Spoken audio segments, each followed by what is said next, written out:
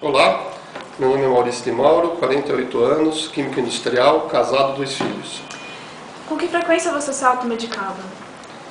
Bom, no caso em questão, eu tinha o hábito de tomar aspirina, que é o ácido acetilsalicílico, conhecido como aspirina ou AS, tem vários nomes comerciais e é presente em vários medicamentos analgésicos e anti-inflamatórios.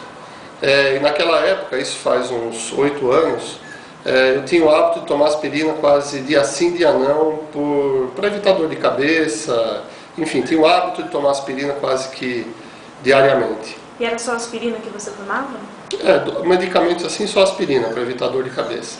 Fale um pouco da facilidade de acesso a remédios sem prescrição. Não, aspirina você compra em qualquer farmácia, a quantidade que você quiser, com a dosagem que você quiser. Eu naquela época, inclusive, tomava aspirina mais forte, é uma que tem uma embalagem vermelha, que é ácido acetilsalicílico misturado com cafeína. É extremamente eficaz contra a dor de cabeça, mas é extremamente potente também. E você continua se automedicando? Não, depois do episódio eu fui proibido terminantemente pelos médicos de sequer chegar perto de qualquer componente anti-inflamatório não corticoide, como por exemplo o ácido acetilsalicílico.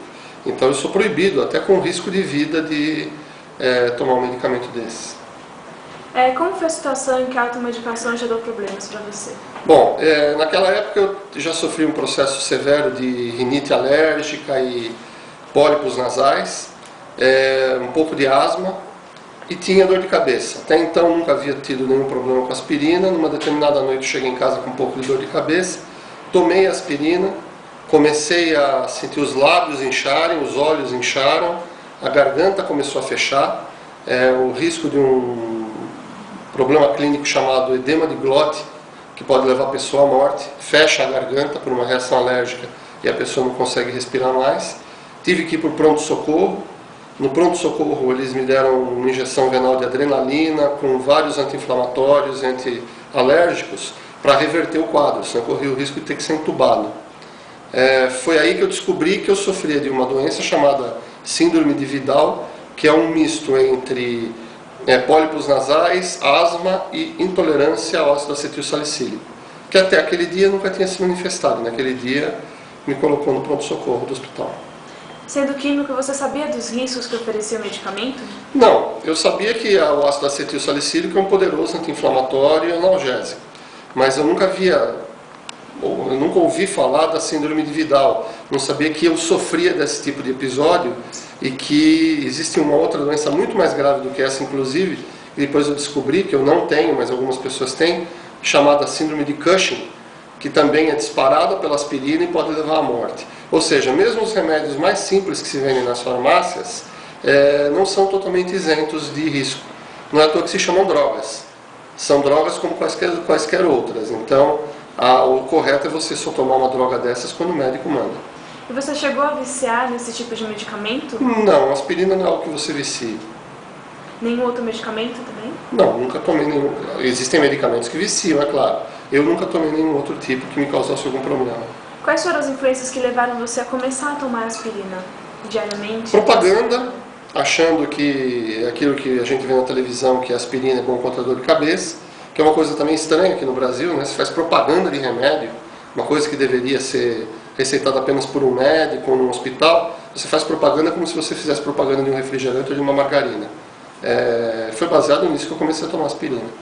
E como o processo repercutiu em sua vida e na de seus próximos, amigos e familiares? Não, simplesmente todo mundo ficou um pouco mais atento com a ingestão de medicamentos anti-inflamatórios, ainda aqueles de venda livre na farmácia, como é o caso da aspirina. Então você acha que precisa acontecer algum problema para as pessoas ficarem atentas? Não, o que eu acho é que o Brasil tem uma legislação sobre medicamentos um pouco estranha. Você vende medicamento na farmácia como se vendesse chiclete. Eu acho que isso deveria ser um pouquinho mais regulado. As pessoas, elas são levadas a consumir os remédios baseado naquilo que elas veem, ouvem.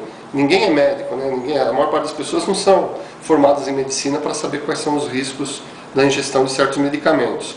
E uma vez que o medicamento é vendido livremente nas farmácias, fica difícil para a pessoa imaginar que ele vai fazer mal. É o meu caso, eu tomei aspirina durante 8, 10 anos e nunca me aconteceu nada. Até que um dia eu fui parar no hospital. Tá bom, agradecemos a sua entrevista. Você tem alguma coisa a acrescentar? Não, simplesmente relatar que as pessoas devem ter um cuidado muito grande Porque remédio, por mais simples que inofensivo que ele pareça, ele não deixa de ser um remédio. Se você ingere aquilo, ele está mexendo com a química do seu organismo. Ele está alterando o seu metabolismo, fazendo com que o seu corpo se comporte de maneira diferente do que ele se comportaria naturalmente. Então eu recomendo, pela minha experiência, é que as pessoas passem a ter um pouquinho mais de atenção e prestar um pouquinho mais de atenção ao que os médicos falam e evitar comprar remédio por comprar e tomar sem nenhum tipo de acompanhamento médico. Muito obrigada.